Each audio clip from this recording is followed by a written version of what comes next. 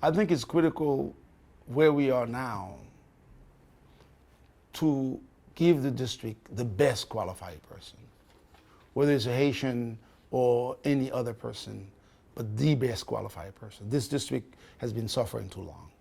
It needs some leadership that understands economic development, that understand how to create jobs, that understand how to, that understand planning. And that's critical.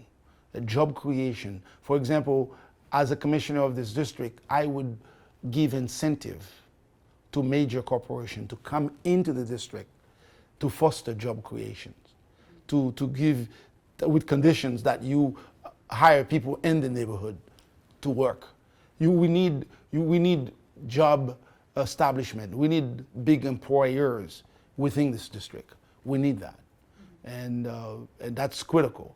I also, as a commissioner, would build trade school within the district to teach people how to be a plumber, electrician, a carpenter, because the construction industry is always booming. It's one type of business that never stops.